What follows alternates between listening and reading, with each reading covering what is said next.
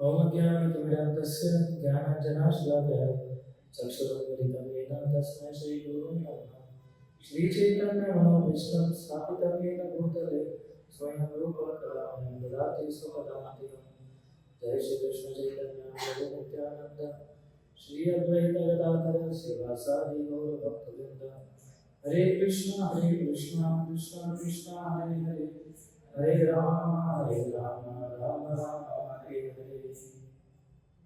Yeah. So आज हम लोग काफी समय के बाद भगवद गीता में से कुछ चर्चा करेंगे ऐसे। तो हम लोगों ने, आपको शायद पता होगा, हम लोगों ने एक सीरीज चालू किया था। हाँ, क्या नाम था उसका? भगवद गीता। तो थोड़ा थीमेटिक वाइज समझने का इसी सीरीज में लोग आज आगे बढ़ेंगे। और जैसे हमने फर्स्ट चैप्टर के अंदर जो हमने शुरू किया था, उसके अंदर हमने देखा था कि जो अर्जुन ने जो युद्ध नहीं लड़ने के जो 5 प्रश्न पूछे थे, हमने देखा कि इस प्रकार से जब अर्जुन वैसे रेडी था युद्ध करने के लिए, लड़ने के लिए, सब कुछ करने के लिए तैयार था, लेकिन जैसे ही उसने ये देखा क्या द्रोणाचार्य को, पितामह को, तो धीरे धीरे वो Arjun became overwhelmed with compassion. दया के कारण वो डर तो फियरफुल तो नहीं हुआ, लेकिन वो दया के मारे उसने सोचा कि मुझे लड़ाई नहीं करनी है। ये क्या प्राप्त होगा मुझे इतना लड़ने के, इतना सारा लड़ाई करने से? What will I gain? So उसने पहला रीजन ये दिया था, कंपैशन, अर्जुन ने, कि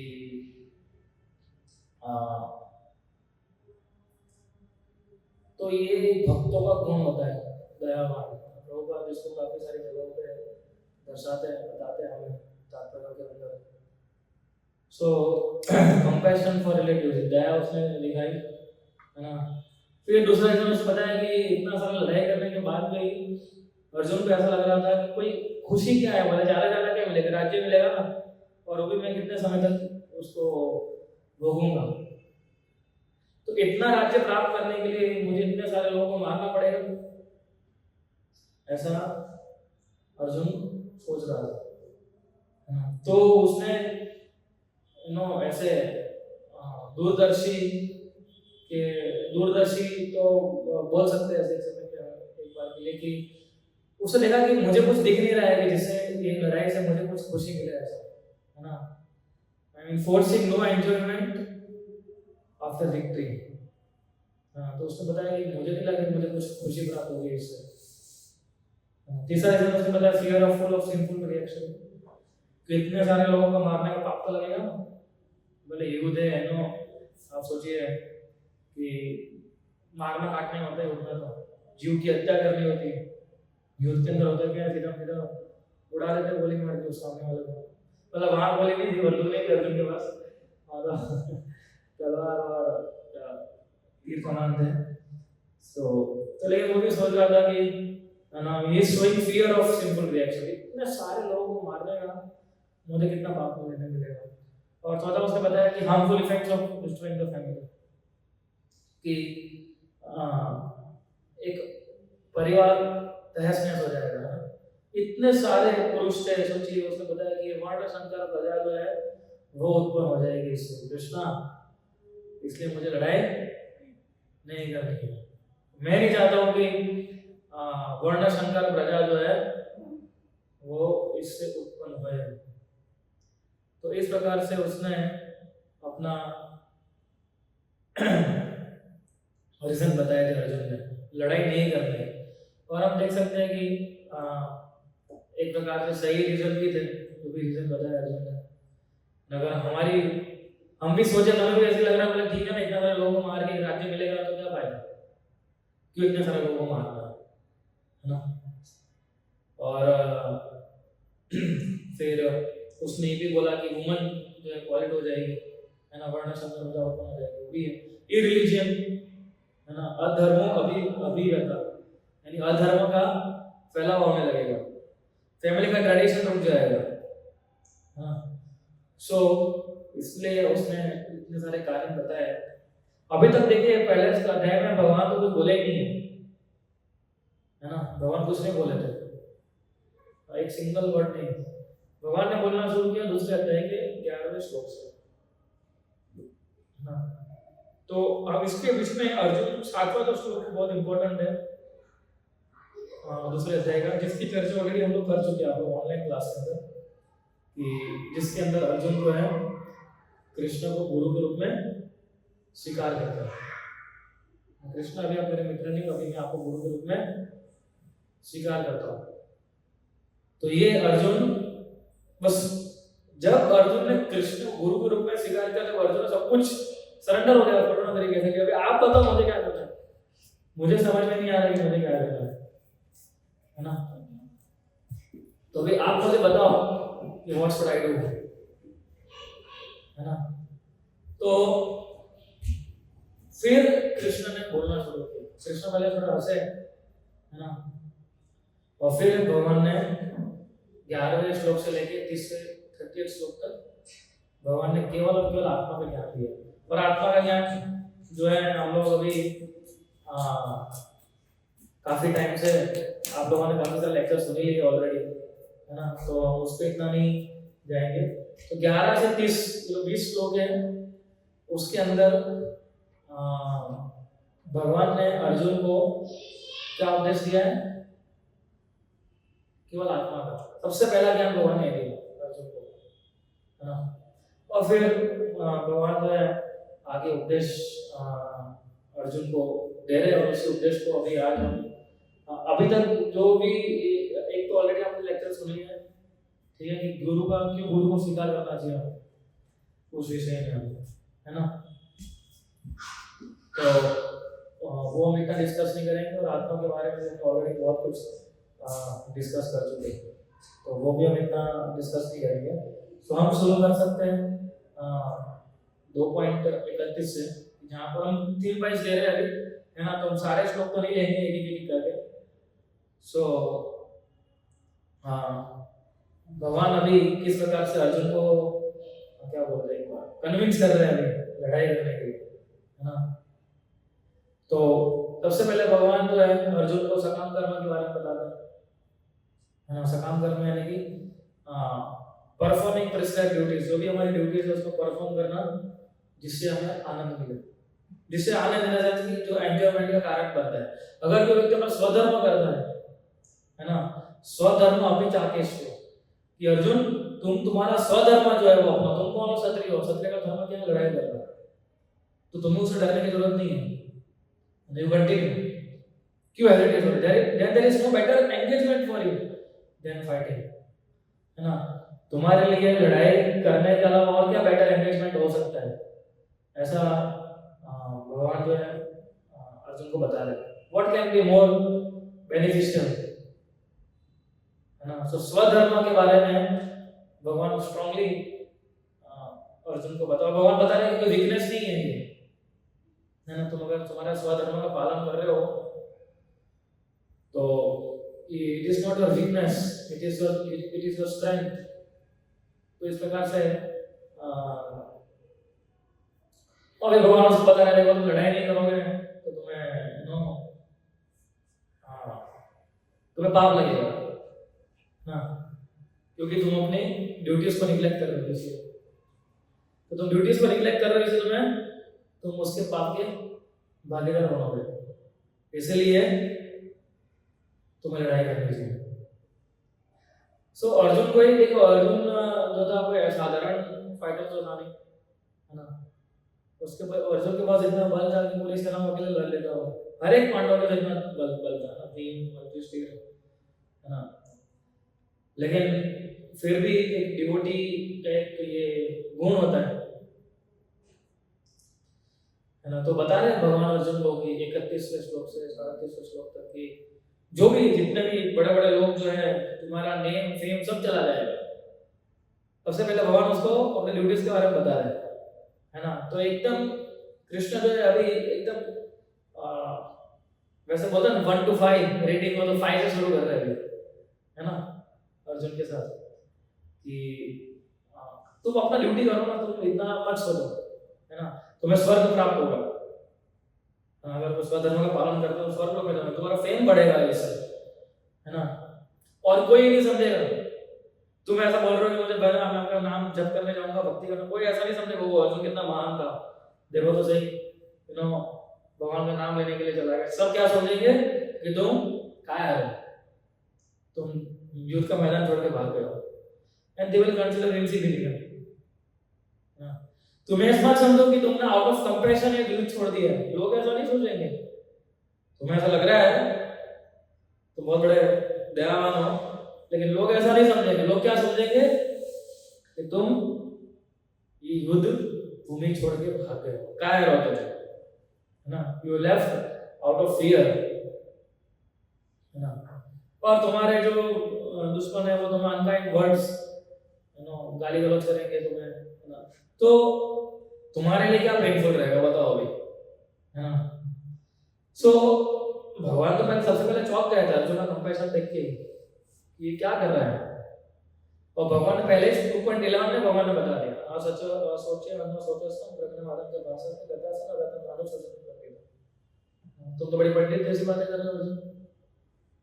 हाँ, तो भगवान ने जब अर्जुन ने स्वीकार किया भगवान के गुरु के रूप में, तो सबसे पहले भगवान ने उसको हिट किया, अर्जुन को डांट के थोड़ा, नहीं भगवान कौन मेरे पास ऑथोरिटी मिल गई है, हाँ got the authority, now I can slash him.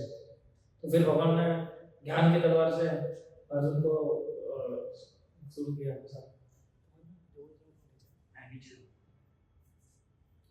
सो इसलिए फिर भगवान ने उसको थोड़ा इंस्पायर किया, तस्मात् युधिष्ठिर कौन्तेय युद्धे निश्चय। अर्जुन तुम या बैटलफील्ड में मर जाओ, तुम मर भी जाओगे ना इधर तो भी तुम्हें स्वर्ग प्राप्त होगा, जितने तो दूर की बात है, तुम्हारे लिए दोनों का विन-विन सिचुएशन है। अगर तुम्हारी मृत्यु हो गई तो क्या होगा, तुम स्वर्ग में जाओगे, ठीक है, और अगर तुम जीत गए तो क्या होगा, तुम्हें इतना सारा वैभव मिलेगा, है ना। सो है ना, फिर भगवान बोल रहे हैं तस्मात् उत्तिष्ठ कौन्तेय, इससे तुम उठो कौन्तेय, युद्धे कृत निश्चय, डिटरमाइंड होके निश्चय के साथ तुम इस युद्ध को लड़ना शुरू करो, है ना। तो भगवान बोल रहे हैं अर्जुन को आगे कि तुम लड़ो बस, ये मत सोचो, है ना, सुख है दुख है समय के, तो भगवान बोल रहे हैं देखो कैसे सुख मिलेगा कैसे दुख मिलेगा, लाभ अलाभ, है ना, कुछ मत सोचो तुम जस्ट तुम्हारी ड्यूटी दी गई है, तुम उसको खाली फॉलो करो। अभी कृष्ण डायरेक्टली बोल रहे हैं अर्जुन को, है ना, just fight for the sake of fighting, है ना। भाई इसमें भगवान क्या बोलना चाहते हैं एक्चुअली, भगवान ये बोलना चाहते हैं क्योंकि मैं बोल रहा हूँ इसलिए, क्योंकि मैं बोल रहा हूँ वैसे तो मैं तुम्हारी ड्यूटी करनी है। अभी सोच रहे जब एक्चुअली ऐसा होता है गुरु कुछ बोलते हैं हमें, कुछ आज्ञा देते हैं, तो आइडियली हम नहीं सोचते ना मेरे लिए क्या लाभ अलाभ, कुछ नहीं होता है उसमें, लाभ ही होता है एक्चुअली, लेकिन जो कुछ भी हो गुरु ने आदेश दिया उसको फॉलो करना है। दिस इज हाउ जो आध्यात्मिक जीवन होता है हमारा, इस प्रकार से हम उसको कल्टिवेट करते हैं, तो भगवान भी इधर ही सिखा रहे हैं अर्जुन के माध्यम से। भगवान बोला because I am telling that we should fight, so don't, मैं भगवान सारे विधि विधान किसने बनाया, मैंने बनाया, तो तुम्हें कोई कुछ क्या कर सकता है अगर तुम मेरी बात नहीं मानोगे। हाँ, सो फिर भगवान जो है अर्जुन को थोड़ा और हायर नॉलेज देना चाहते हैं ना, प्योर कॉन्शियसनेस के लिए। भगवान फिर उसको सिखाते हैं अर्जुन को, क्या मैं तुम्हें बताऊंगा क्या किस प्रकार से कर्म बंधन से, ऐसा कर्म जिसका बंधन ही ना हो, वर्किंग विदाउट फ्यूचर रिजल्ट्स, है ना, कि किस प्रकार से तुम कर्म करो जिसका तुम बंधन ना लगे। और फिर भगवान बता रहे हैं कि अगर तुम इस प्रकार से कार्य करोगे तो तुम सारे बंधनों से मुक्त हो पाओगे। सो कृष्णा अभी थोड़ा और अर्जुन को एक स्टेप हायर लेके जा रहे हैं, और अर्जुन के माध्यम से किसको लेके जा रहे हैं वो हायर स्टेप में हमें। फिर एक बहुत इंपॉर्टेंट श्लोक आता है भगवद गीता में, वहां पर नेहाभिक्रामो नासोस्ति प्रत्यवायन विद्यते स्वल्प अल्प से धर्म से त्रायतो महतो भयात्, है ना। ये सबसे इंपॉर्टेंट श्लोक भगवद गीता के माना जाता है दूसरे अध्याय में। भगवान बता रहे हैं कि ये जो कार्य है इसमें नेहा अभिक्रम नासोस्ति प्रत्यवायन विद्यते, कि इसके अंदर कोई लॉस है ही नहीं। जब हम कृष्ण के अनुरूप कार्य करते हैं, भगवान के दिए के आदेश का पालन करते हैं, उसमें कोई लॉस है ही नहीं, है ना। एंड स्वल्प अल्प से धर्म से, अगर तुम थोड़ा सा भी कार्य करोगे त्रायतो महतो भयात्, मैं तुम्हें बहुत बड़े नुकसान से बचाऊंगा। ये भगवान अर्जुन को बता, है ना।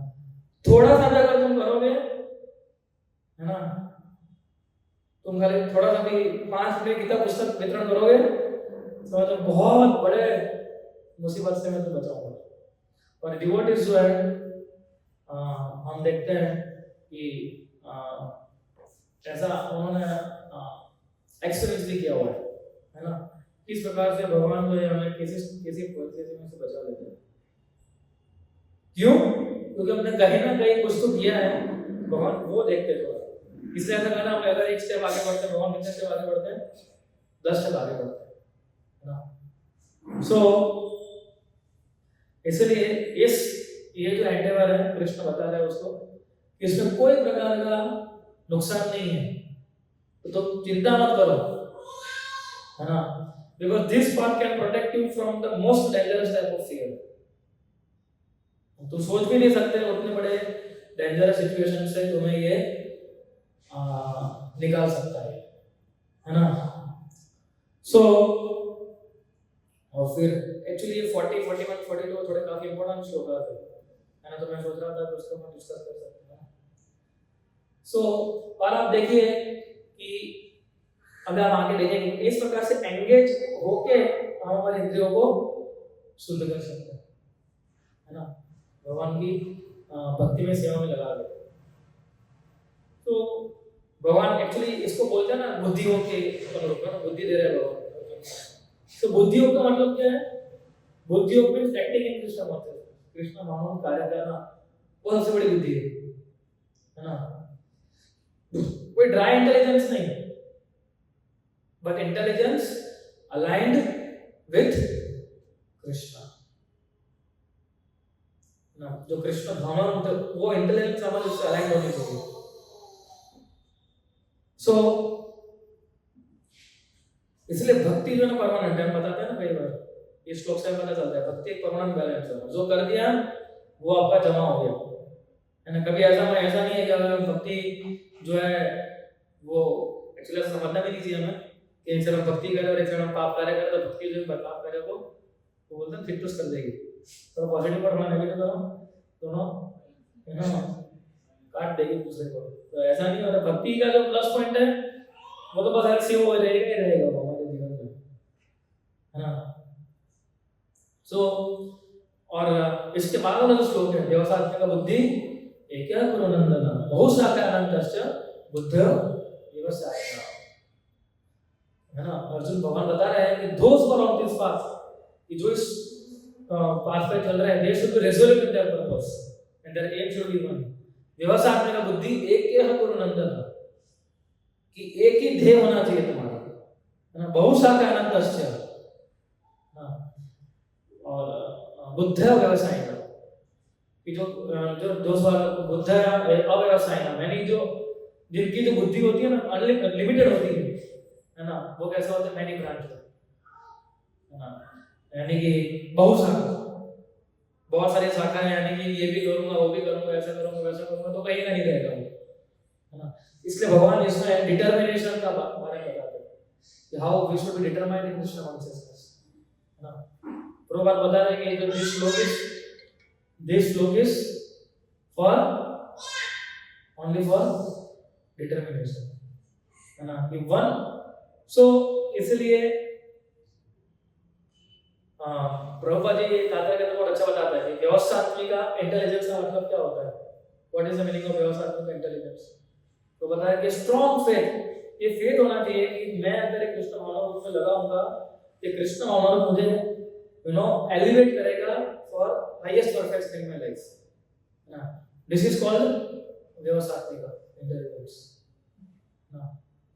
सो ये फेथ होना बहुत जरूरी है कि अनफ्लिंचिंग फेथ, कि कृष्ण मानव करके मैं 110% भगवान को लोगों प्राप्त कर पाऊंगा, या एटलीस्ट मैं बचा रहूंगा। तो ये हमें विश्वास होना। व्यवस्थात्मिक बुद्धि का मतलब यही होता है कि ये क्या कुरुनंदन है, कुरुनंदन तुम you should be resolve in your purpose, you should be fixed in your purpose, है ना, that by serving me you will gain everything, और कुछ तुम्हें सोचने की जरूरत ही नहीं है ना। आप देखिए, इसलिए हम कहते हैं ना कि भक्तों का एक ही गोल होता है, क्या होता है, हाउ टू प्लीज कृष्ण, कि मैं कैसे कृष्ण को प्रसन्न कर सकूं। और मटेरियलिस्टिक होते हैं, कितने सारे गोल होते हैं, there are thousands of goals, है ना। मुझे ये प्राप्त करना है, मुझे ये लेना है, घर खरीदना है, गाड़ी खरीदनी है, ये करना है, वो करना है, मुझे प्रमोशन लेना है, मुझे अपना खुद का शुरू करना है व्यवसाय। तो इस प्रकार के अनेक गोल होते हैं उसके। तो कृष्ण भक्त एक ही गोल होता है, क्या, कि मैं कैसे भगवान को प्रसन्न कर सकूं बस। तो देखिए ना, सिंपल हो गया ना। So devotee is simple in his consciousness, है ना। सो इसलिए भगवान अर्जुन को अभी शार्प उपदेश दे रहे हैं। पहले देखिए, पहले क्या बताया भगवान ने अर्जुन को, कि मैं कौन हूं, बताया ना कि मैं शरीर में आत्मा हूं।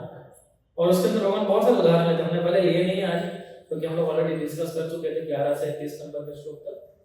पर ना भगवान लॉजिक रीजनिंग के साथ सबको समझाते हैं कि हम आत्मा शरीर नहीं है। फिर भगवान चेंज कर रहे हैं अपनी उसकी, अभी तो समझ गए तुम आत्मा, तुम्हारी ड्यूटी है, करो व्हाट इज योर ड्यूटी, अभी भगवान और आगे लेके जा रहे हैं, है ना। उसकी कॉन्शियसनेस के किस प्रकार से क्वालिफाई कर सकते हैं वो भगवान बता रहे हैं। फिर भगवान बताते हैं कि जो जिनके पास ज्यादा ज्ञान नहीं होता है ना, they are very much attached to the flowering words of Vedas. यानी कि आप देखो वेदा के अंदर कर्म कांड है ना, अगर आप ये करोगे तो ये मिलेगा, ये करोगे तो ये मिलेगा, ऐसा करोगे तो ऐसा मिलेगा। सो भगवान बता रहे हैं कि जो इस प्रकार के लोग जो है, वो जो वेदा का एक पार्ट है ऐसा, कि जो ऐसे कर्मकांड की विधि को बताता है, और ये करोगे तो आप ऐसा प्राप्त करेंगे कि तुम स्वर्ग लोक तक पहुंच सकते हो, है ना। तुम्हें अच्छा जन्म मिलेगा, पावर मिलेगा, और अनेक चीजें तुम्हें प्राप्त होगी। सो और वो तुम्हें केवल और केवल इंद्रिय तृप्ति के बारे में ही बता सकते हैं, और ऐसा ही है। कर्मकांड की जो विधि होती है वो क्या होती है ना, जब स्वर्ग लोक के जाने की डिजायर करना थी, एक प्रकार से भौतिक इच्छा ही, क्योंकि वहां भी क्या है, इससे ज्यादा आपको सुख में आपको मिलेगा स्वर्ग में। हमें ऐसा लगता है ना कि जो कितना सारा सुख है ना, अच्छी गाड़ी, अच्छा मोबाइल, अच्छे कपड़े, वहां स्वर्ग लोक के लोग तो हमारी सुख को देख के ऐसे मतलब जितकारते हैं, है ना। ऊपर तो ऊपर हो ही नहीं है, सोचो आप। बोले कौन, बोले आईसीयू वाईसीयू का 108 ढूंढती रहती है, और फिर भी सोच रहा है कि देखो मेरे पास कितना पैसा है, मैं कितना धनी हूँ, मैं कितना सुखी हूँ। बोले सुखी तो हम लोग हैं। हाँ देखो, तो हर एक व्यक्ति सुंदर है ना, और उसकी सुंदरता कम नहीं होती है। हमारी सुंदरता कम हो जाती है, बूढ़े होते हैं धीरे धीरे धीरे करके, तो हमारा शरीर तो क्षय होने लगता है ना। तो वहां ऐसा नहीं होता है स्वर्ग लोक में, है ना। सुंदर के सुंदर, सारे लोग सुंदर होते हैं, एक को देखते दूसरे को देखते उससे ज्यादा सुंदर होता है ना, कंफ्यूज हो जाता है ना। पुरुष भी और स्त्री भी, गंधर्व और अप्सरा, दोनों इतने सुंदर होते हैं, एकदम ब्यूटीफुल एंड हैंडसम। तो और जिसकी तुलना तो कर भी नहीं सकते, है ना। हम अगर कंपैरिजन करें तो इधर जो क्या बोलते हैं, दो सबसे सुंदर लड़की या लड़का होगा, वो तो वहां पर उन्होंने शायद वो कर रहे होंगे, सफाई कर रहे होंगे, इतनी सुंदरता है वहां पर। तो वो अर्जुन भगवान बता रहे हैं कि ये सारे कर्मकांड की विधि तुम्हें यही बताती है किस प्रकार से ऑपोनेंट लाइफ जिए, किस प्रकार से इंद्रियों को संतुष्ट करें, और बताते हैं कि इससे ज्यादा कुछ करने की जरूरत नहीं है, बस इतना करो तुम, इससे भी ज्यादा तुम्हें वर प्राप्त होगा। बस और ठीक है, स्वर्ग लोक में जाओगे तो वहां से तो वापस आना ही पड़ता है, ऐसा तो नहीं कि स्वर्ग लोक में चले गए तो जैसे पुण्य खत्म हो जाओगे हो जाएंगे हमारे तो वापस इधर आ जाएंगे, है ना।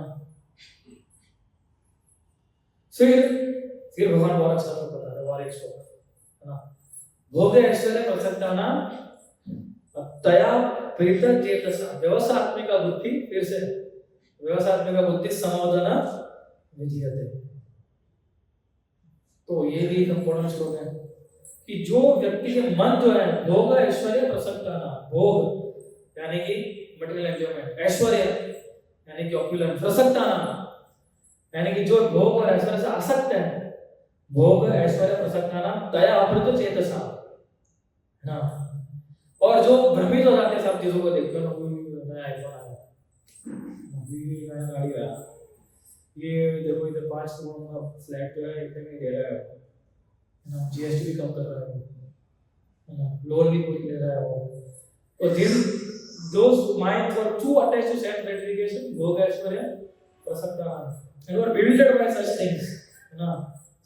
तो क्या होता है, व्यवसाय बुद्धि समाधान विजयते। फिर जो रिजल्ट डिटरमिनेशन चाहिए भक्ति करने के लिए वो उसको प्राप्त नहीं होता है, जो डिटरमिनेशन चाहिए उसको वो प्राप्त अर्जुन नहीं कर पाएगा। कौन? जिनका मन जो है काफी ये सोचता है कैसे इधर भोग करें, इधर भोग करें, इधर भोग करें, इधर करें, कैसे मैं अपने आप को सुखी बनाऊं, कैसे मेरा मटेरियल ऑपुलेंस जो है वो बढ़ता रहे, तो वो इससे बिगड़ हो जाएगी। तो इसलिए तुम्हारा रिजोल्यूट डिटरमिनेशन जो है वो तुम प्राप्त नहीं कर पाओगे अर्जुन, है ना। ऐसे व्यक्ति जो है इसको प्राप्त नहीं कर पाते हैं। तो भगवान बता रहा है कि देखो इसमें कोई नुकसान नहीं है, ये सब मेरी जो बात है उसको मानने में, ये जो बात है भक्ति का, अगर तुम उससे चलोगे तो कोई नुकसान नहीं है इसके अंदर, है ना। फिर व्यवसाय की बातें, व्यवसाय की बुद्धि के बारे में भगवान बता, और ये बहुत इंपॉर्टेंट एक श्लोक हमने चर्चा किया, तो हम एक्चुअली हर एक श्लोक के ऊपर लेक्चर भी लेते रहेंगे, है ना। तो कितना इंपॉर्टेंट श्लोक है ना, कि भोग है, भोग किसको बोलते हैं, ऐश्वर्य किसको बोलते हैं, और किस प्रकार से उनसे बचे रह सकते हैं, है ना। और इसलिए जब तक हमारा मन इन सब चीजों में लगा रहेगा हम कभी भी सुखी कोई चांस नहीं हो पाएंगे, है ना। क्योंकि वो रिजल्ट डिटरमिनेशन ही उत्पन्न नहीं होगा हमारा भक्ति करने का, है ना। और फिर भगवान अर्जुन बता रहे कि देखो ये जो वेदास जो है ये हमें बताते हैं सत्व रजो और तमस, इन 3 गुणों के बारे में, है ना। तो भगवान बता रहे हैं कि तुम इन 3 गुणों से परे हो, हाँ, क्योंकि be free from all kind of dualities, जो ये चल रहा है ना, सुख दुख, मान अपमान, लॉस गेन, इधर ड्युअलिटीज है ना। So be free from all dualities and from all anxieties for gain and effectively established in the self. तो एक्चुअली भगवान अर्जुन जी बता रहे हैं कि मैं तुम्हें जो बोल रहा हूँ that you should listen. Why? फिर भगवान आगे बता रहा है कि मैं भगवान हूँ। 10 अध्याय के अंदर भगवान जो अपना ऐश्वर्य बताता है कृष्ण जी, 11वें अध्याय के अंदर भगवान अपना ये यूनिवर्सल फॉर्म बताता है ना, विराट रूप दर्शन कराते हैं, विश्व रूप दर्शन कराते हैं। सो इसलिए, और ये प्रभुपाद जी बहुत अच्छा पॉइंट लिखते हैं कि ये सारे ड्यूअलिटी से मुक्त तभी हो पाएंगे कि जब हम when we are fully dependent on the goodwill of Krishna, कि जब हम पूर्ण तरीके से भगवान की इच्छा पर डिपेंड हो जाएंगे, है ना, तब हमें ट्रांसलेशनल पोजीशन अचीव करना है, जहां पर हम सारी ड्यूअलिटी से क्या हो जाएंगे, मुक्त हो जाएंगे ना। सो इसलिए हम देखते हैं कि भगवान आगे और भी फिर भगवान बताते हैं कि भाई फिर फेमस श्लोक गीता कर्म ने गादी वास्ते और तो सुनाता है ये तो ना माँ बोले सुखदास, लेकिन लोग इतने ही बोलते हैं ना कर्म कर्म ने गादी वास्ते माँ बोले सुखदास, लेकिन आगे और भी तो बोले भगवान माँ कर्म फल हेतुर्भु माते संगत्व अकर्मण, है ना। ये लोग ज्यादा प्रयास नहीं कर सकते, नहीं करते, है ना। तुम तुम्हारी ड्यूटी करते जाओ, कर्म की इच्छा मत रखो, फल की इच्छा मत रखो। सही बात है, भगवान बता रहा है कि फल की इच्छा नहीं रखनी चाहिए, है ना। लेकिन भगवान ये बता रहा है कि never consider yourself the cause of the result of your activities. ये भी मत समझो कि तुम्हें जो रिजल्ट मिल रहा है वो तुम्हारे कारण मिल रहा है, and never be to attached to your duty. ये भी भगवान बता रहा है ना, to sorry to not doing your duty. Arjun तो बोल रहा था ना कि मुझे नहीं लड़ना है, ये भी एक प्रकार का अटैचमेंट है। तो इतना भी अटैच मत हो जाओ कि ये करना है ये नहीं करना है उससे, है ना। तो भक्ति कार्य में क्या है सबसे इम्पोर्टेंट चीज, ये इम्पोर्टेंट नहीं है कि क्या अच्छा लग रहा है क्या अच्छा नहीं लग रहा है, इम्पोर्टेंट मुझे करना है कि नहीं करना है। इम्पोर्टेंट क्या है कि शास्त्र क्या बता रहा है। भक्ति मीन्स कि जो शास्त्र के जो नीति नियम बनाए हैं उसको फॉलो करना है, फिर हमें अच्छा लगे कि अच्छा ना लगे, है ना। सो और इसके एक्चुअली बहुत अच्छे अच्छे तात्पर्य प्रभुपाद ने लिखे हैं। अगर आप ये बहुत इम्पोर्टेंट चैप्टर है भगवद गीता का, और हर एक श्लोक के ऊपर हम एक जैसे मैं बोलता लेक्चर भी ले सकते हैं लोग। सो भगवान ये इनके प्रकार बता रहे हैं, है ना।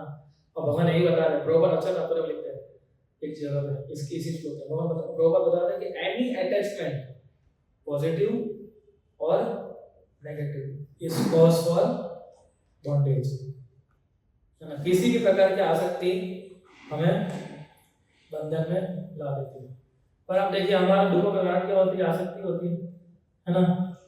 और अटैचमेंट किसके माध्यम से बनता है, शरीर के माध्यम से बनता है। क्योंकि हमने शरीर धारण किया है, हमारे माता पिता है, हमारी पत्नी है, हमारे बच्चे हैं, तो उस कारण हमारे मित्र बनते हैं, हमारे रिलेटिव्स हैं। तो उस प्रकार से क्या होता है, हमारा अटैचमेंट बनता है ना। और फिर हमें अटैचमेंट हो जाता है तो फिर हमें दुख होता है, अगर हमें कुछ होता है तो, है ना। सो एनी अटैचमेंट पॉजिटिव और negative is cause for bondage. So फिर प्रभुपाद लिखते हैं में कि इसलिए फाइटिंग अर्जुन के लिए, fighting as a matter of duty was the only auspicious path for Arjun, है ना। सो अभी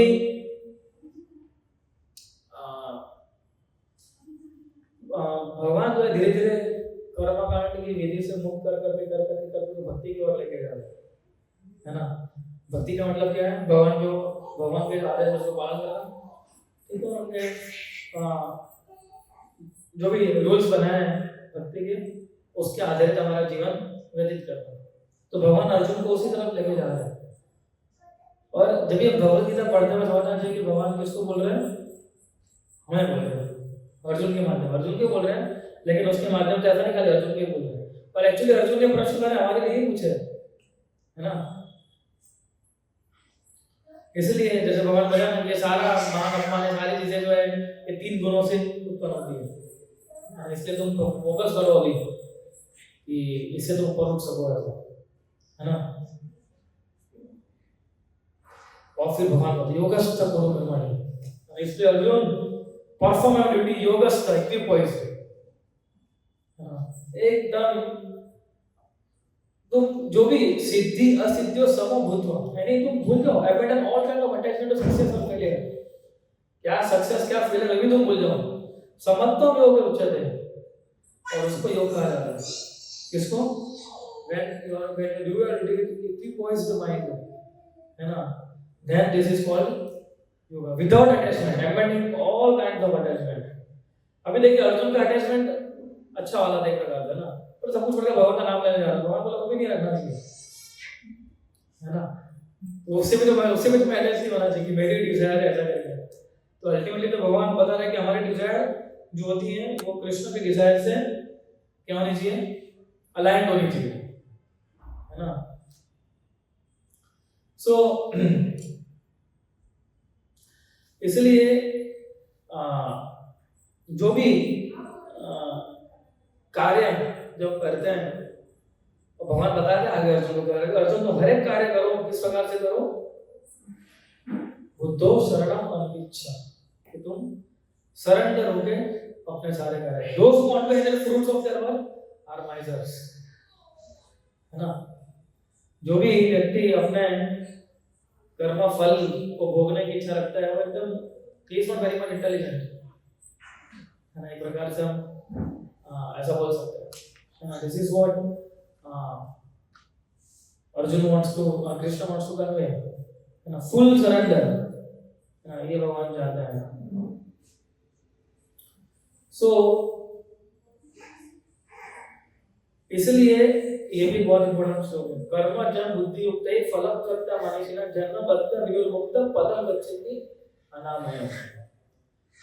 फिर भगवान आगे बता रहे हैं कि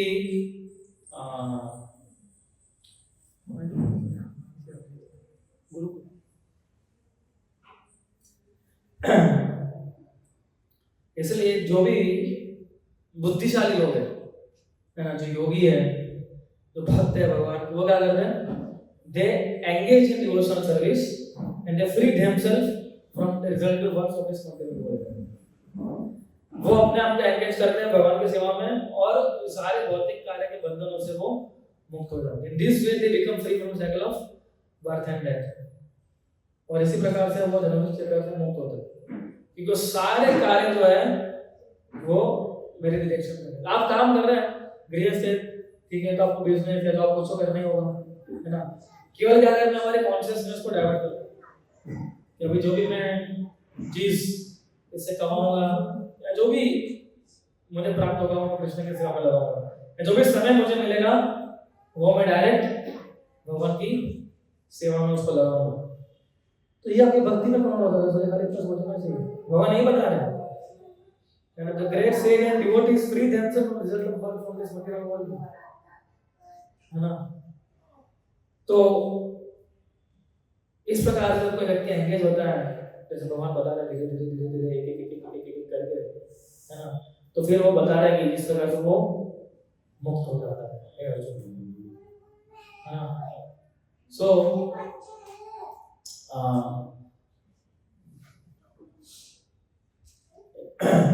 और फिर भगवान बताते हैं कि जब तुम्हारा मन, यानी हमारा मन, है ना, इतने सारे जो कर्म कांड या कर्म सिद्धि आई मीन जो सिद्धियां प्राप्त होती है ना, वो सब चीजों से मुक्त हो जाएगा।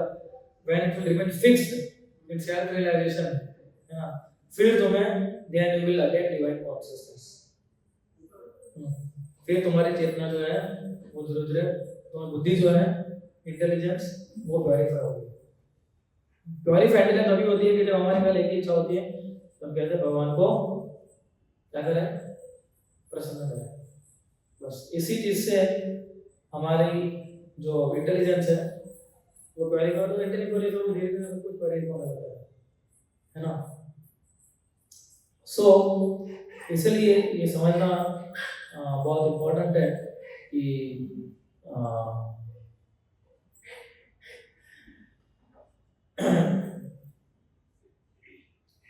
किस प्रकार से हमारे कॉन्शियसनेस को इस प्रकार से डेवलप करें, डेवलप इन द सेंस कि वहां तक लाए, कहां तक, कि जहां पर हम हमारे एक ही डिजायर रखें कि मैं कैसे भगवान को प्रसन्न कर सकूं, है ना, क्योंकि इसके अंदर सारी इच्छा पूरी हो जाएगी आपकी, है ना।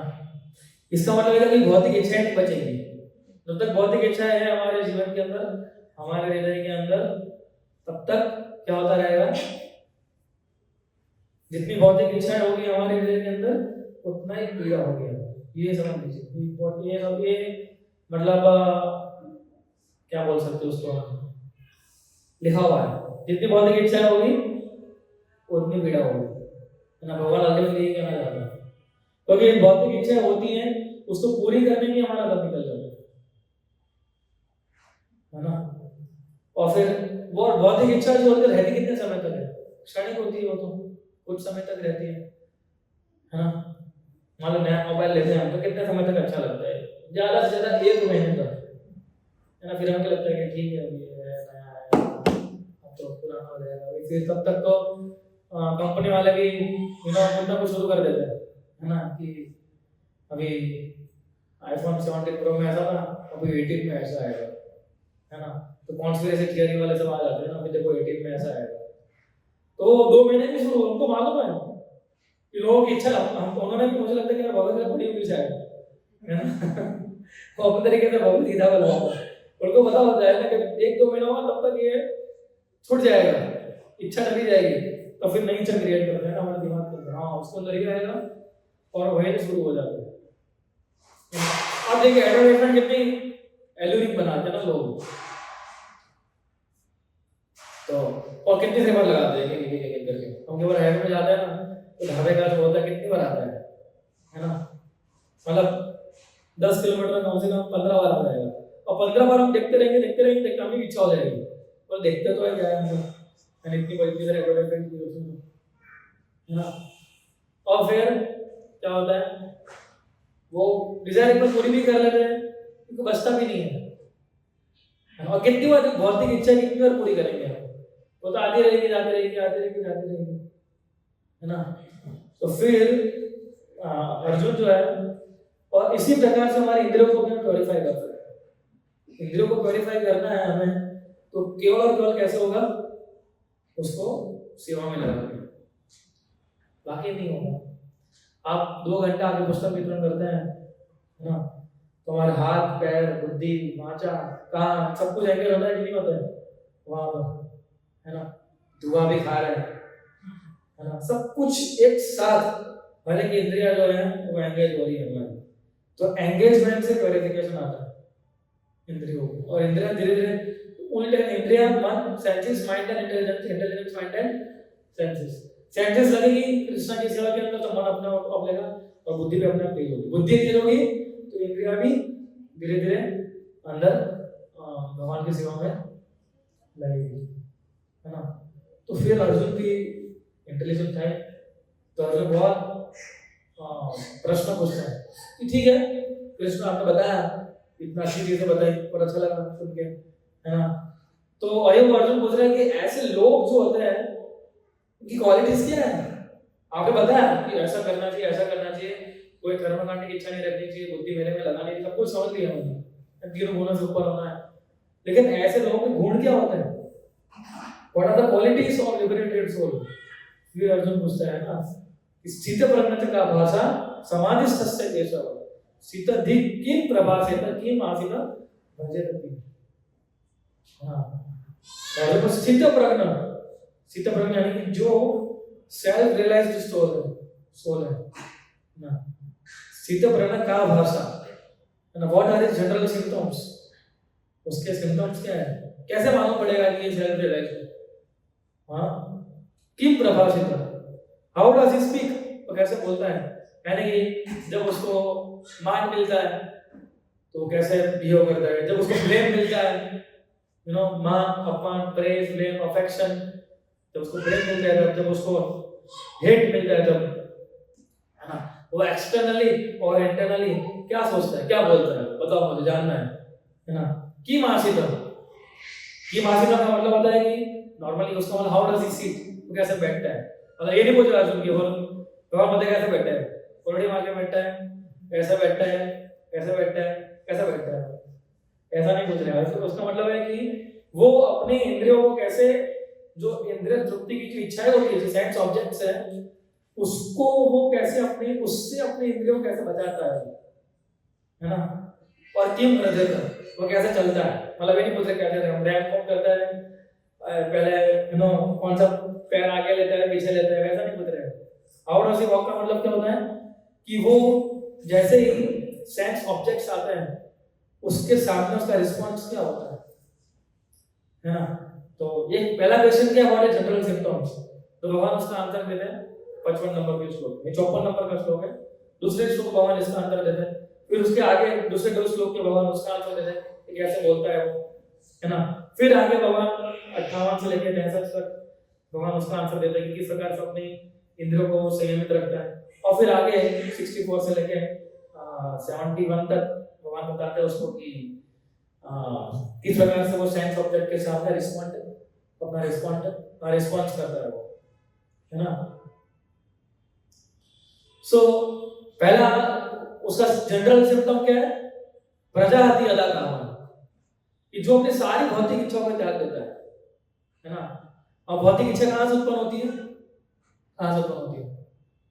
मन से एक्चुअली उत्पन्न होती है, हमारे इंद्रियों। सबसे पहले इंद्रिय पहले हम देखते हैं चीजों को, आंखें देखती है, फिर मन में जाता है वो, है ना। फिर मन हमारा घूमना शुरू होता है उसका, तो मुझे ये लेना है, मुझे प्राप्त करना है ना। जैसे कोई गाड़ी देखते तो इच्छा हो जाती है, ये गाड़ी तो लेनी है। फिर हम इधर इंटरनेट आके सर्च कर रहे हैं, फिर हम देखते हैं कि उसका प्राइस क्या है, तो फिर हमारा बैंक बैलेंस देखते हैं, मेरा बैंक बैलेंस कितना है। फिर हम कंपेयर करते हैं, अपना बैंक बैलेंस और गाड़ी का कीमत मैच हो रहा है कि नहीं हो रहा है। तो इच्छा कहाँ शुरू होती है? इंद्रिय से। मन जो है उसको क्या करता है, वहां से इच्छा को बल मिलता है ना, रेस मिलता है डिजायर को। तो जो व्यक्ति सारी भौतिक इच्छाओं त्याग देता है, जो मन से उत्पन्न होती है, और आत्मा ने एवात्मना तुष्ट, कि जो आत्मा में तुष्ट रहता है, जो अपने में ही आनंद रहता है। आत्मा में तुष्ट रहने का मतलब क्या होता है? कि जो भगवान का सेवक बन के जो आनंद प्राप्त होता है, उस आनंद की बात कर रहे हैं, है ना। And is satisfied in self का मतलब ही is satisfied by becoming the servant of Krishna, है ना। सीता प्रज्ञास तदोच्यते, this is called the person in pure consciousness, है ना। क्या कि जो सारी भौतिक इच्छाएं को गिव अप कर सकता है, जो मन से उत्पन्न होती है, और जिसकी खाली एक ही संतुष्टि होती है कि किस प्रकार से मेरा सेवक बना रहे हैं, वो सीता प्रज्ञा है। सो देखिए, जब मन हमारा सेंस ऑब्जेक्ट से विड्रॉ कर लेता है, तो ही सैटिस्फाइड बाय द सोल, है ना। वो आत्मा संतुष्टि बोलते हैं, सेल्फ सेटिस्फैक्शन, है ना। तो वो उसको प्राप्त होती है, क्योंकि वो self satisfaction by nature blissful होता है ना। आत्मा ना कुशल, अगर हम इच्छाओं को नियंत्रित कर सकते हैं, अगर वो सीख जाए ना इसी प्रकार से आर्ट इस प्रकार से हमारी भौतिक इच्छाओं को नियंत्रित करना, तो ऑटोमेटिकली वो खुश रहेगा उसमें, है ना। क्योंकि आत्मा का नेचर ही है ब्लिसफुल, आनंद, सच्चिद आनंद बोलते हैं ना। तो एक क्या है? आनंद उसका, है ना। फिर भगवान बता रहे हैं, है ना, दूसरे क्वेश्चन का भगवान आंसर दे रहे हैं उसका, है ना, कि कैसे बोलता है वो, है ना। यानी उसका जो रिस्पॉन्स कैसा होता है, जो अलग अलग चीजें आती है ना। प्रेज मिला, अच्छा किसी ने बोल दिया, किसी ने बुरा बोल दिया, किसी ने फ्रेंडली भी हो गया, किसी ने अनफ्रेंडली भी हो गया, है ना। तो भगवान बताते हैं, see number 1 is he is undisturbed in mind by threefold miseries, है ना। वो सबसे पहले डिस्टर्ब भी नहीं होता है, क्योंकि उसको मालूम है कि 3 गुणों में फंसा हुआ हूं और इससे मुझे दुख ही मिलने वाला है ना। सुखेषु विगतस्य प्रियः, यानी जब सुख आता है तब वो ज्यादा कुछ ही नहीं मनाता है। जैसे हमारे घर में सुख आता है, अगर हमारा जॉब के अंदर अगर हमें प्रमोशन मिलता है, हमारी सैलरी पर पागल हो जाता है, और कई बार किसी ने ऐसी सैलरी बढ़ा दी, हम और पागल हो जाते हैं, क्या बात है, इतना बोला अचानक कैसे चलेगा, अब तो अप्रैल महीना भी नहीं, अप्रैल भी नहीं है अभी, तो कैसे बढ़ा दिया उसने, मजा आ गया, है ना। वित्तराग भयक्रोध, he is free from attachment, fear and anger. वो आसक्त नहीं होता है, फियर नहीं होती है उसके अंदर, क्योंकि वो फियरलेस कैसे होता है कि उसको हर एक सिचुएशन में कृष्ण की मदद करे, या प्रहलाद महाराज थे, ही वाज फियरलेस। राग भय और क्रोध से भी वो अनडिस्टर्ब रहता है। Such a person is called the sage of steady mind. स्थिर धीर मुनि रुच्यते, है ना। अगर किसको गुस्से, अगर आप स्टेडी माइंड में किसको कहते हैं, तो भगवान उसका डेफिनेशन दे रहे हैं, है ना। Is undisturbed bye threefold miseries, है ना। जब खुशी होती है तो एकदम नाचता नहीं है वो। फिर वितराग भय होता है, यानी ही is free from attachment, fear and anger, and that's this kind of person is called the person of steady mind, है ना। फिर भगवान is unaffected everywhere in the world, तो किसी चीज का फर्क ही नहीं पड़ता है ना। अब अच्छा बोल तो भी ठीक है, खराब बोल तो भी ठीक है। अब वो प्रमोशन है तो बोले तो भी ठीक है, नहीं देना तो भी ठीक है। अब सोचिए कितना इंपॉर्टेंट है, बोलना आसान है ना। अगर अप्रैल का प्रमोशन नहीं मिलेगा तो हमारी हालत क्या होगी, नाचते हैं, है ना। सो लेकिन भगवान ही बता रहे हैं, है ना, he is unaffected by what are good और एवल ही मे ऑब्टेन, अच्छा मिला या बुरा मिला, है ना, नाभिनंदी न द्वेष्टि, ना द्वेष करता है उस चीज का, हाँ, ना प्रेस करता है, तस्य प्रज्ञा प्रतिष्ठित, such a person is perfect, is perfectly fixed in knowledge। तो भगवान ये सारी ड्यूअलिटीज बता रहे हैं, ऐसा ऐसा ऐसा हर एक चीजों में वो स्थिर रहता है, और ये एक्चुअली इसमें जन्मों जन्म निकल जाते हैं हमारे इसको फॉलो करने में, है ना। फिर उन्होंने बताया कि किस प्रकार से वो अपने इंद्रियों को संयमित करते हैं, सेंस कंट्रोल, है ना। कौन सा क्वेश्चन था वो, how does he restrain his senses from sense objects, है ना। मान लीजिए मोबाइल अच्छा देख लिया है, ठीक है, उसमें तो वो कैसे बचता है उससे, and how he withdraws his senses. So भगवान किसका उदाहरण दे रहे हैं, टॉर्टोइस का, है ना, काचवा, काचवा क्या बोलते हैं हिंदी में उसको, कछुआ। तो कछुआ क्या करता है, जैसे ही उसको लगता है कि खतरा है, सारे अपने इंद्रियों को वो सीमेंट लेता है ना। तो भगवान बता रहा है, यदा समारति चाया, one is able to withdraw कूर्म अंगव सर्वस्व, जिस प्रकार से एक कछुआ अपने सारे इंद्रियों को छुपा देता है ना, उसके शेल के अंदर, इस प्रकार से जो व्यक्ति ये सीख जाता है ना, ये is firmly fixed in pure consciousness. तो इसके अंदर के भगवान दो तीन चीजें बताते हैं। एक तो विड्रॉ द सेंसेस, और विड्रॉ सेंसेस करना बहुत इतना आसान नहीं है, तो तभी हो पाएगा जब हमारा हायर टेस्ट होगा, तो ना। आप देखिए कि हमारा लोअर चीजों के प्रति जो आनंद है वो कैसे जाता है, जब मुझसे कोई अच्छा आनंद मिलता है ना। मान लीजिए कोई शराब पीता है ना, तो उसको और पुरानी शराब दो तो उसको और आनंद आता है ना, बहुत अच्छी क्वालिटी पुरानी हो ना, 1970 और कितनी महंगी भी होती है ना, 30 साल पुरानी शराब होती है वो, तो उसको और आनंद आता है, क्योंकि वो हायर टेस्ट मिल रहा है उसको, है ना, उससे भी अच्छी कंपनी, अच्छा ब्रांड है, हायर टेस्ट मिल रहा है।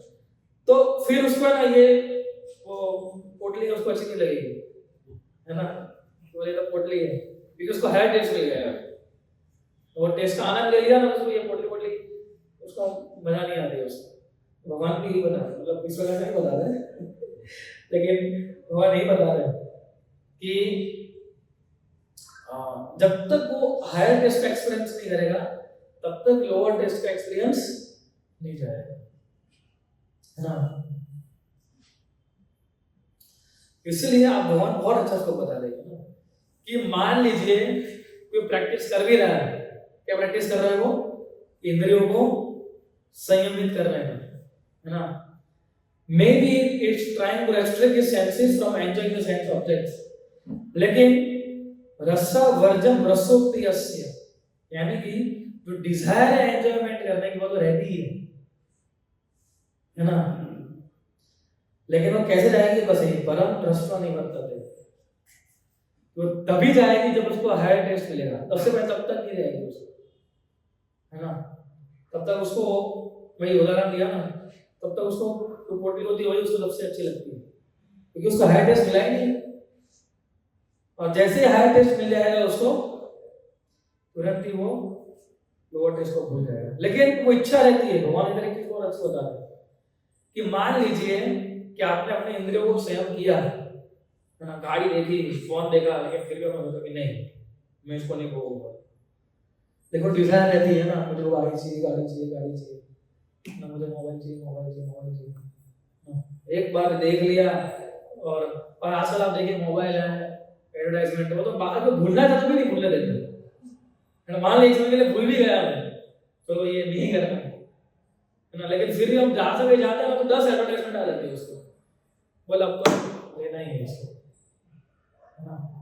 और अब देखिए इतना एलईडी एडवर्टाइजमेंट होता है ना, वो वैसे पिक्चर्स रखते हैं कि हम उसको प्रभावित हो जाते हैं, माइंड को कंट्रोल करना मुश्किल हो जाता है ना। केवल एकदम डिजायर छोड़ भी देते तो भी इच्छा नहीं जाती, फिर हम यूटर्न लेके आ जाते, बोला तो ये मोबाइल खरीद लिया, तो एटलीस्ट देखना तो जाता है, कैसा लगेगा, है ना।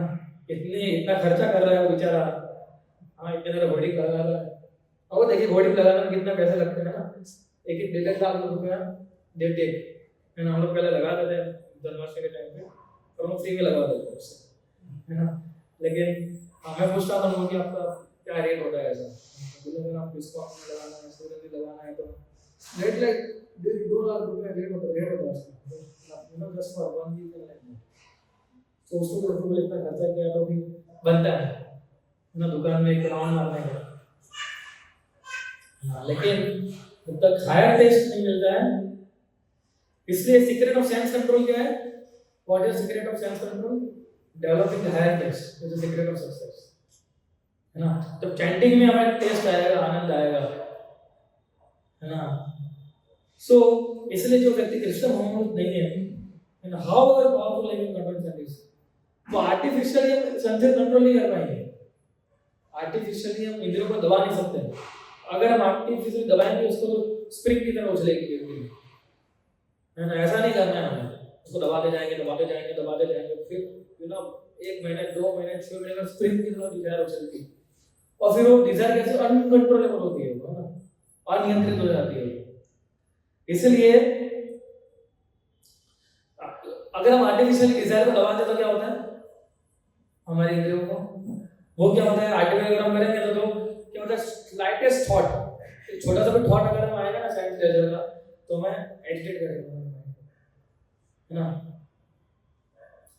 इसलिए भगवान अभी नेक्स्ट 4 श्लोकों के अंदर बताते हैं कि भाई किस प्रकार से हाउ टू जो किस प्रकार से हमारी इंद्रिया जो है वो डिस्ट्रैक्ट होती है और डिग्रेड होती है, एक पर्सन को डिग्रेड करती है अगर वो हायर टेस्ट डेवलप नहीं करता है तो, है ना। भगवान बताते हैं, इसलिए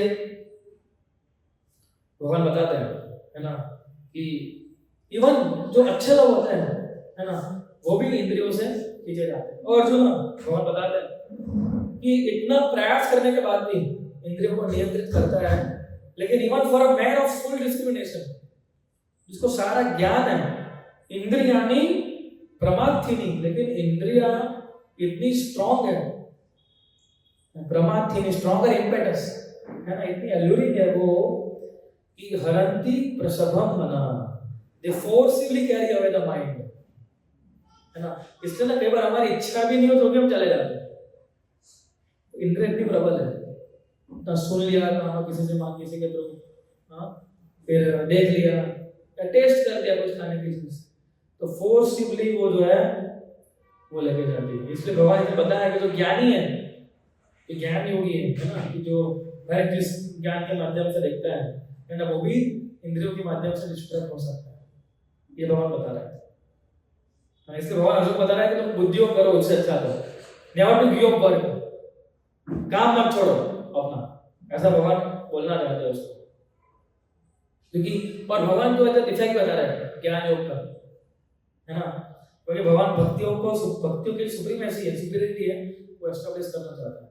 तो भगवान इधर यही बता रहे हैं कि ज्ञान योगी के लिए, ज्ञान योगी क्या करते हैं, वो अपने इंद्रियों को बोलते हैं ना, कोई इच्छा नहीं रखनी चाहिए, सारी इच्छाओं को हमें दबा देना चाहिए, है ना। सो दबाने से कुछ नहीं होता है, वो खुद चलती है, बिकॉज इंद्रियानी प्रमत्ति, इंद्रिय they are very strong and impetus, वो हमें ले जाएगी खींच के, है ना। फिर भगवान बहुत इंपॉर्टेंट श्लोक बताते हैं, है ना, कि जो व्यक्ति इंद्रियों को संयमित रखता है एंड फिक्सली कॉन्शियसनेस अपॉन मी, जो अपनी चेतना को मेरे में लगाता है, कीपिंग द सेंसेस में फुल कंट्रोल, है ना, is known a man of character, तस्य प्रज्ञा प्रतिष्ठिता। ये इंपॉर्टेंट है, जो इंद्रियों को संयमित रखता है लेकिन अपनी चेतना को मेरे में फिक्स रखता है। दोनों चीज करनी है, इंद्रियों को संयमित रखना है, चेतना को भगवान में फिक्स रखना है, कीपिंग द सेंसेस में full control, is a man of very intelligence, है ना। सो भगवान अभी ये बहुत अच्छा है कि इंपॉर्टेंट चीज कृष्ण जो है इधर बताते हैं कि किस प्रकार से हमारा डिग्रेडेशन होता है, मैंने स्टेप बाय स्टेप बताते हैं। पहले भगवान बोलते है तो विषय पुंसा, आप सब क्रोनोलॉजी अच्छे समझिए, है तो विषय पुंसा। पहले हम क्या करते हैं, विषय को देखते हैं फिर कंटेम्पलेट करते हैं ना, कंटेम्पलेशन। नंबर 1 क्या है? कंटेम्पलेशन। देखा किसी चीज को, गाड़ी को मान लीजिए फॉर एग्जांपल, गाड़ी को देखा, बोले इतनी अच्छी गाड़ी आ रही है, फिर हमने कंटेम्पलेट किया उसको। संघर्ष स्टेज को जाया जाता है, यानी कि फिर हमारा अटैचमेंट डेवलप होता है उससे, है ना, बार बार सोचते रहते हैं, फिर हमें लगता है कि हाँ मुझे चाहिए, मुझे यही मॉडल चाहिए, है ना। संघर्ष संजय आते काम आते, और अटैचमेंट से क्या उत्पन्न होता है? लस्ट उत्पन्न होता है ना। पहले कंटेम्पलेट देखा, देखने से कंटेम्पलेट शुरू किया, कंटेम्पलेशन, फिर कंटेम्पलेशन से अटैचमेंट, अटैचमेंट से लस्ट, फिर हमारा बैंक बैलेंस देखते हैं, बोले हमारी ताकत नहीं बैलेंस देखी, फिर क्या आता है? कामत क्रोध भी जाता है, फिर हमें क्रोध उत्पन्न होता है, मैं कैसे प्राप्त नहीं कर सकता उसको, चिड़चिड़ापन, ये सब शुरू हो जाता है ना। एंड क्रोध भवति सम्मोहन, फिर क्रोध से डिल्यूजन उत्पन्न होता है ना।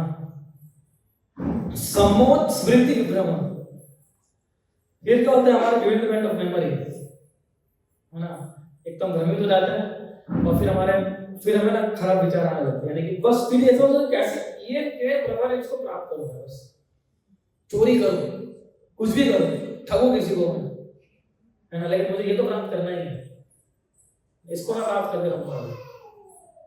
तो स्मृति विभ्रम, हमारी स्मृति जो होती है ना वो विभ्रमित हो जाती है। स्मृति भ्रमस बुद्धि नाश हो, तो स्मृति गई तो बुद्धि का नाश हो जाता है, लॉस ऑफ इंटेलिजेंस, है ना।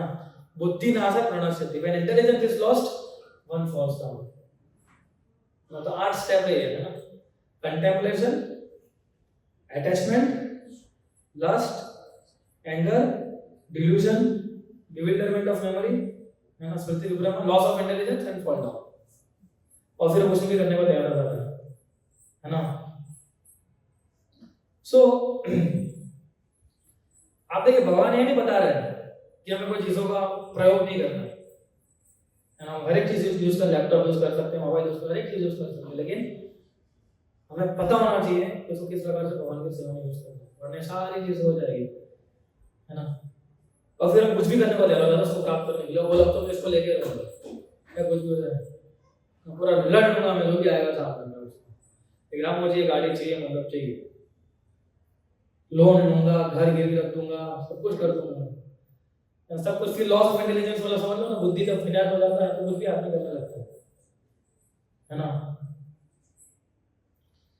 सो फिर जो उसका एंगेजमेंट कैसे होता है ना, क्वेश्चन नंबर 4 का आंसर दे रहे हैं कि भगवान की कृपा प्रसाद सर्व दुखाना मानी रसों को चाहे, कि जैसे वो भगवान की कृपा को प्राप्त करता है, once distress are destroyed, in such satisfied consciousness, once intelligence, चलो ऐसा हो गया, सब कुछ हो गया, नाश हो गया, वापस कैसे लाना है उसको, ये लाने के तरीका है ना। सो जो व्यक्ति राग द्वेष से मुक्त हो जाता है और अपने इंद्रियों को नियंत्रित ला देता है ना, वो अल्टीमेटली भगवान की कृपा को प्राप्त कर सकता है। once intelligence is soon well established, है ना। सो अब देखिए, जो व्यक्ति क्योंकि अगर हम जब तक भगवान को कनेक्ट नहीं होते तब तक हमें हैप्पीनेस भी नहीं मिलती और शांति भी प्राप्त नहीं होती, दो में से कोई भी चीज हमें प्राप्त नहीं होती, है ना। So see without connected with the supreme, है ना, हमारा ना इंटेलिजेंस स्थिर होगा, ना हमारा माइंड स्थिर होगा ना, and without steady mind there is no peace, and without peace there can not be any happiness, ये भगवान बता रहे हैं, है ना। न चाप्य अनपत्य शांति, without steady mind there is no peace, अशांतस्य कुतः सुखम, जो व्यक्ति अशांत है वो कैसे संतुष्ट रह पाएगा, है ना। सो इसलिए भगवान बताते हैं कि जो स्थित प्रज्ञ होता है, he is unagitated by his desires, है ना। कि आप देखिए, समुद्र जो होता है वो कितना स्टिल रहता है, कितनी सारी नदियां उसको मिल रही होती है फिर भी, है ना। तो इसी प्रकार स्थित प्रज्ञ होता है ना, तो लिबरेटेड सोल होता है, he remains peaceful and undisturbed by the incessant flow of desires। ऐसा उसके अंदर डिजायर नहीं है, ऐसा नहीं है, लेकिन वो डिजायर से अनडिस्टर्ब हो जाता है। क्यों? बिकॉज उसको पता है कि मुझे मेरे इंद्रियों को कहाँ एंगेज करना है, उसमें उसका माइंड फिक्स्ड है और उसको हायर टेस्ट मिला हुआ है। तो पहले बताया ना भगवान ने उसको पता है कि सबसे ज़्यादा उसको, आप देखिए जो प्रभुपाद जो अमेरिका गए थे, उनके लिए हायर टेस्ट क्या था, ये था नशा था, ये सब कुछ उनके लिए हायर टेस्ट है जब प्रभुपाद से नहीं मिले थे, है ना।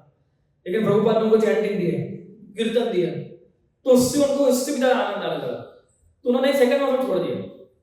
तो जब हमें एक बीड़ी या सिगरेट छोड़ने में कितना कष्ट होता है, चाय नहीं छूट जाती है, छूटती है, तो आपको लगता है वो हेरोइन लेते हैं ना, क्या क्या होता है उसमें, जो भी चीज वो लेते हैं वो नशे से बाहर निकलना आपको लगता है इतना आसान, इतना डिफिकल्ट है ना। उससे उसको जब वो नहीं मिलता है तो पागल एक्चुअली ऐसा होता था, वो डिवोटी से पागल हो जाते थे जब उनको नशा नहीं मिलता था।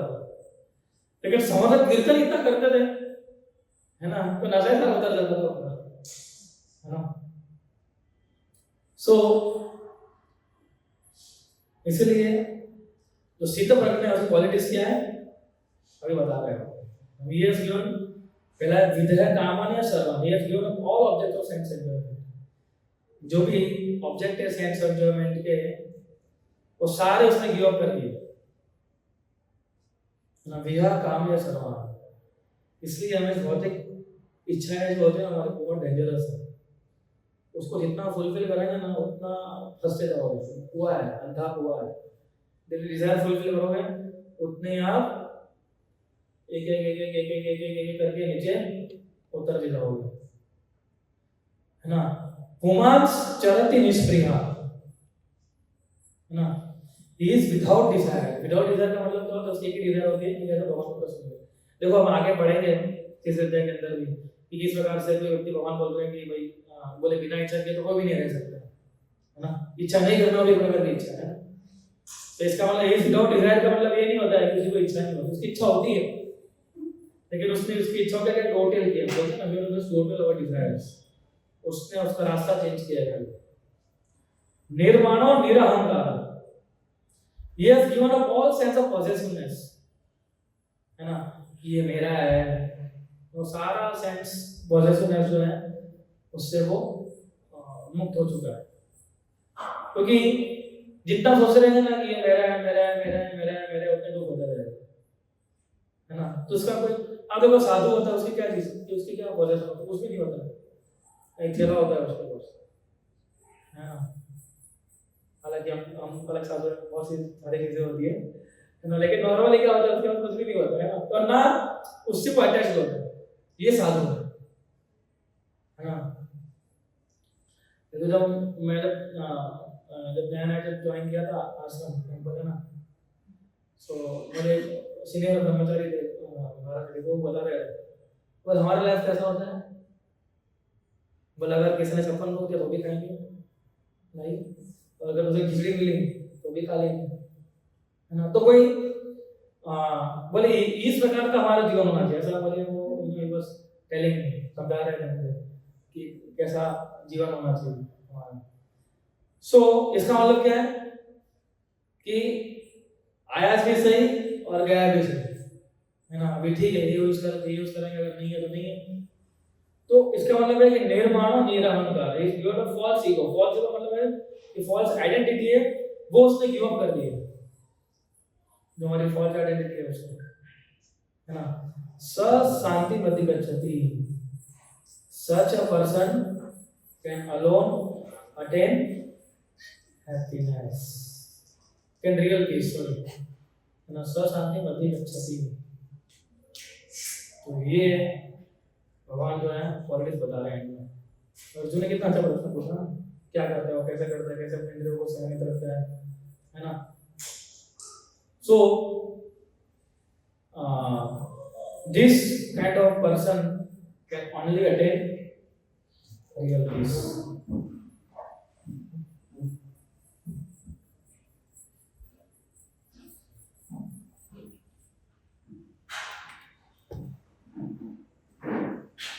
So फिर भगवान बता रहे हैं कि ऐसे व्यक्ति कहाँ जाते हैं, भगवान बोलते हैं ऐसे व्यक्ति मेरे पास वापस आते हैं, they can only enter the kingdom of mind, attain so that form, ब्रह्मण निर्वाण।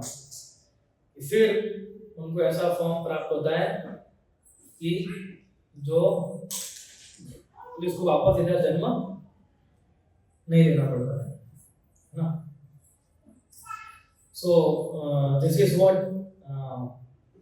Krishna is telling us. इसलिए भगवद गीता का ये जो अध्याय है इसका नाम क्या है, कंटेंट्स ऑफ गीता समराइज है ना। 18 गीता कंटेंट भगवान ने समराइज कर दिया, सारी चीज बोल दी भगवान। पर इसका तो सबसे ज्यादा चीज भगवान ने बताई है इंद्रियों के बारे में, है ना। किस प्रकार से हमारे इंद्रियों को शुद्ध किया जाए, किस प्रकार से इंद्रियों को, इंद्रिय वस्तु जो है उससे मुक्त कर सकते हैं, है ना। तो ये दो चीज भगवान ने हमें इधर बताई। This is what he is trying to explain to Arjun, to us, है ना। इंद्रिय को किस प्रकार से इंद्रिय वस्तु से हम मुक्त कर सकते हैं और कैसे हम हमारी कॉन्शियसनेस को, हमारी चेतना को पूर्णतः हमारे इंद्रियों को प्योर करते हुए हमारे कॉन्शियसनेस को प्योर कर सकते हैं, ठीक है। सो टू कंक्लूड, माइंड, इंटेलिजेंस और सेंसेस, ये तीनों का जो बैलेंस है हमें ये सीखना है इस में। और वो 9 चीजों मैंने बताया आपको, 8 चीज। डिग्रेडेशन कैसे होता है ना, कंटेम्पलेशन से लेके पूरा फॉल डाउन होता है। ये हमें याद रखना चाहिए हमें एक्चुअली ना, यही तो भगवत गीता ज्ञान है ना। तो ये थोड़ा मुझे फिर से एक बार याद कर लें हम लोग। क्या था सबसे पहले? कंटेम्पलेशन ना, ध्यान तो वैसे आपको। फिर कंटेम्पलेशन से क्या होता है? अटैचमेंट उत्पन्न होता है। अटैचमेंट से क्या होता है? लस्ट। लस्ट फिर पूरा नहीं होता है तो क्या होता है? एंगर। Fourth is anger. फिर डिल्यूजन क्रिएट होता है। फिर क्या होता है? स्मृति के भ्रम, bewilderment ऑफ मेमोरी। स्मृति गई तो फिर क्या होता है? हमारी बुद्धि भी जाएगी ना, बुद्धि नाश हो, loss of intelligence, ultimately fall down. और फिर भगवान बताते कैसे उठना, कैसे हमें फिर से भगवान की कृपा प्राप्त होगी हमें, है ना, कि प्रसाद है सदा दुखा वाला श्लोक। तो फिर से हमारी इंटेलिजेंस जो है वेल एस्टैब्लिश हो सकती है जब हम सेटिस्फाइड भगवान की फिर से हमारी इंद्रियों को एंगेज करेंगे तब। वरना ये 8 चीजें हमारा डिग्रेडेशन का फॉर्मूला भगवान ने ऑलरेडी बता दिया है इसका। पर आप देखना, आप आप अपनी लाइफ को भी, हर एक की लाइफ को, हम सबकी लाइफ को आप एनालाइज करना, इसी प्रकार से होता है। एक बार भौतिक चीजों को प्रति कंटेम्पलेट किया ना तो वही से धड़ धड़ झगड़े सारी चीजें होनी शुरू हो जाती है। किसी को टाइम लगता है, किसी को थोड़े समय में हो जाता है, लेकिन होता जरूर है। हाँ, इसलिए हमारे इंद्रियों को तब तक हम एंगेज नहीं करेंगे ना भगवान की सेवा में, तब कुछ हमारे सबके अंदर कोई ना कमियां है, कोई डाउट नहीं है उसमें। उस कमियों को हम जो है डाउन कर सकते हैं, लेकिन सबसे इंपॉर्टेंट क्या? एंगेजमेंट है, पॉजिटिव स्पिरिचुअल एंगेजमेंट है, पॉजिटिव नहीं। जब पॉजिटिव स्पिरिचुअल एंगेज रहेंगे फिर कृष्ण सब कुछ मैनेज करेंगे। हमारे सबके अंदर कुछ ना कुछ है, सब कुछ है, लेकिन वो हमें ध्यान रखना है तो हम पॉजिटिवली एंगेज है ना। और दूसरी चीज, एक पॉइंट, जस्ट लास्ट पॉइंट, कि हमें उसका जो भी गलत कार्य करते हैं या गलत चीजें करते हैं हम, है ना, उसका हमें दुख होना चाहिए, यानी कि रिपेंट, पछतावा होना चाहिए। आपने कर दिया, ठीक है, हम गलती करते हैं, लेकिन पछतावा होना बहुत जरूरी है। रिपेंटेंस नहीं है ना तो फिर कोई हमारा फिर कोई बुद्धि भी, जो भगवान बता रहे हैं इंटेलिजेंस के बारे में, जो हमने समझा अभी तक, है ना, कितने सारे श्लोक समझे बुद्धि के बारे में, वो भी काम नहीं करेंगे, है ना। गलतियां करेंगे, अनर्थ है हमारे सबके अंदर, कुछ ना कुछ टूट गया है, सब कुछ है। रिपेंटेंस होना चाहिए, पॉजिटिव एंगेजमेंट होना चाहिए, बस ये दो चीज अगर आपके पास होगी ना तो आध्यात्मिक जीवन में हम सुपर स्पीड में आगे बढ़ते हैं, है ना। ये दो, रिपेंटेंस एंड स्पिरिचुअल एंगेजमेंट। दुख होना चाहिए, रे मैंने ऐसा कैसे कर दिया, कृष्णा सी हाउ, मैं कितना पापी हूँ, कैसा हूँ, लेकिन कोई बात नहीं, पापी हो, आपने गलत कार्य कर दिया, नो प्रॉब्लम, ना एंगेज योरसेल्फ, है ना। प्रभुपाद जब गए थे अमेरिका में, क्या उनके शिष्य आपको मालूम, कई बार वो लोग छुप के जाते थे, है ना, बाहर, तो प्रभुपाद देखते नहीं थे, है ना, लेकिन कई बार उनको दुख भी होता था आने के बाद, हम स्वामी जी को हमने प्रॉमिस किया है, we promise to Swami ji and still we are doing it, तो वो रिपेंटेंस और प्रभुपाद के प्रति श्रद्धा जो थी उनकी, उसको उन्होंने स्पिरिचुअल ग्रोथ करा है ना। तो या इस प्रकार से हमारे इंद्रियों को नियंत्रित कर सकते हैं। सो अच्छा लगा आपको सेकंड चैप्टर ये पूरा, है ना। बाकी तो इतने सारे श्लोक है इसके अंदर, इतने इंपॉर्टेंट है कि हम एक एक श्लोक के ऊपर लेक्चर भी ले सकते हैं। बस वी ट्राइड अलग अलग थीम लेने का, ठीक है।